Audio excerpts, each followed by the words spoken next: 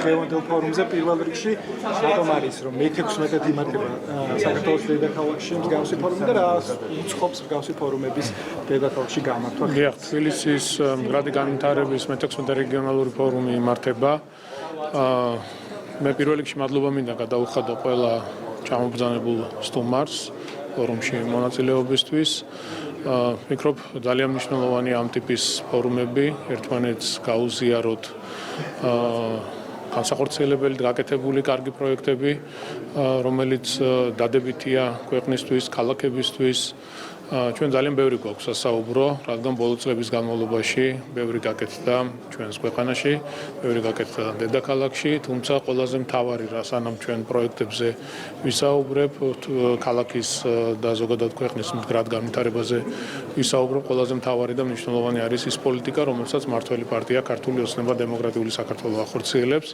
მშვიდობის გარეშე, რა თქმა უნდა, შეუძლებელია საუბარი წინსვლაზე, განვითარებაზე, ეკონომიკურ კეთილდღეობაზე, სამამულო ყველაზე მთავარი რაც არის, ეს არის ძელვადიანი მშვიდობის შენარჩუნება, რასაც თან მოსდევს როგორც ქალაქების განვითარება, ქვეყნის ეკონომიკური წინსვლა და გაძლიერება. ბატონო მარკო რუბიომ მათ შორის საქართველოსთან მიმართებით ურთიერთობების განმსაჯულებლად ისაუბრა და მზაობაც გამოთქვა იყო საუბარი წინა პირობებზეც. მას გეუბნებათ ეს განცხადება და როგორ შეაფასებთ საქართველოს-ამერიკას შორის ურთიერთობებს?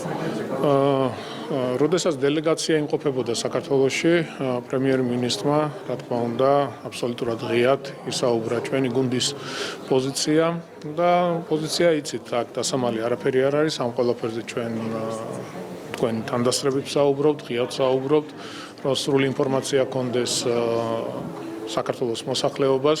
მე კიდევ ერთხელ გავიმეორებ, რომ ჩვენ მზად ვართ ურთიერთობები დავიწყოთ ახალი ფურცლიდან შესაბამისი გზამკვლევით, არაერთხელ გაგვიკეთებია განცხადებები აღნიშნულთან დაკავშირებით. ურთიერთობები უნდა ეფუძნებოდეს სამართლიანობას. რადგან სამართლიანობაზე საუბრობთ, ამერიკის შეერთებულ შტატებმა უნდა აღადგინოს სამართლიანობა, გამოასწოროს ის გადაწყვეტილებები, რომელიც სამწუხაროდ ბაიდენის ადმინისტრაციამ საქართველოს წინააღმდეგ მიიღო, ეს ძალიან ცუდი იყო, ძალიან მძიმე იყო ეს ყველაფერი, რადგან ვიცით არაერთხელ გაგვიკეთებია განცხადება, რომ ყველაფერი დაფუძნებული იყო ტყუილზე და სიცრუეზე. კიდევ ერთხელ ჩვენ გამოვთქვავთ სრულ მზადყოფნას, მზაობას, რომ ურთიერთობები დავიწყოთ ახალი ფურცლიდან შესაბამისი გზამკვლევით. რუბიოს კიდევ ერთ განცხადებაზე კითხავ, ბატონო, რომელიც მან გააკეთა ვაშინგტონისა და რუსეთის ურთიერთობების შენარჩუნების აუცილებლობაზე. მან თქვა, რომ ომის დასრულების შემდეგ ეს ურთიერთობები შეიძლება უფრო მარტივად და მეგობრულად წარიმართოს.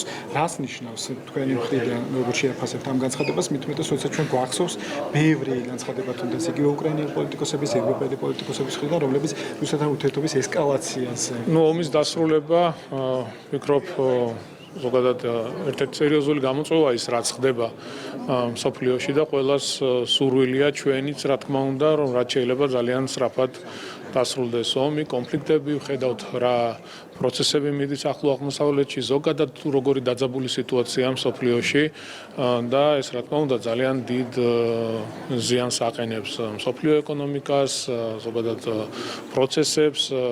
ჩვენ რა თქმა უნდა მივესალმებით მშვიდობას, ჩვენ რაც შეგვიძლია ჩვენი შესაძლებლობის ფარგლებში ყოველთვის ხელს შევუწყობთ მშვიდობის შენარჩუნებას. რაც შეეხება საქართველოს ყოველთვის გავატარებთ იმ პოლიტიკას, სადაც პირველ რიგში გათვალისწინებული იქნება ჩვენი ქვეყნის და ჩვენი ხალხის ინტერესები, ეს არის ძალიან მთავარი და მნიშვნელოვანი. რუსთაველის რეაბილიტაციაზე მიგეკითხავთ, თუ შეიძლება მარკო რუბიოს გუშინდელი განცხადება ადასტურებს თუ არა თქვენთვის იმას, რომ შტატებს აქვს ინტერესი ურთიერთობები გამოსწორდეს საქართველოსთან და პირიქით სახელმწიფო მდივანი ამბობს, რომ ჩვენ გვითხარით რა არის გასაკეთებელი და მივიღეთ პოზიტიური გზავნილები მათგან. თქვენ გაქვთ გასაკეთებელი, ეს არის თუ არა ამის დასტური, რომ ნაბიჯები გადასაგმელია საქართველოს მხრიდან?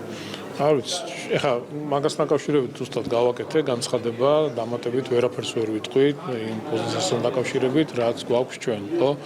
ჩვენ ვიცით, რომ საქართველოსთან დაკავშირებით იყო არასწორი გადაწყვეტილებები მიღებული ბაიდენის ადმინისტრაციის მხრიდან, მხოლოდ და მხოლოდ ტყუილი, მხოლოდ და მხოლოდ სიცრუე და ახლანდელ ადმინისტრაციას პრეზიდენტ ტრამპის ხელმძღვანელობით, რა თქმა უნდა, აქვს იმის შესაძლებლობა, რომ გამოასწოროს ის არასწორი გადაწყვეტილებები, რაც საქართველოსთან დაკავშირებით იყო მიღებული. ჩვენ სრული მზადყოფნა გვაქვს, რომ ურთიერთობები დაიწყოს ახალი ფურცლიდან შესაბამისი გზამკვლევით, მზად ვართ ამ ურთიერთობებისთვის და ყველაზე მთავარი რა არის, იცი რომ ეს ურთიერთობები უნდა იყოს დაფუძნებული სამართლიანობაზე. ჩვენთვის ვფიქრობთ, ეს არის ძალიან პრინციპული და ძალიან მნიშვნელოვანი, რომ ეს ურთიერთობები იყოს სამართლიანი. თქვენ ახალი ტენდერი უნდა გამოცხადოთ, რომ გითხრათ წინა ტენდერები რატომ არ შედგა, ინტერესი არ არის, არ შემოდიან კომპანიები თუ თქვენ მიერ დადგენილ მოთხოვნებს ვერ აკმაყოფილებენ და ეხლა თქვათ რა გარანტია გაქვთ, რომ შეიძლება ჩატარდეს ეს? კომპანიები არ შემოვიდა, პრობლემა ეს იყო.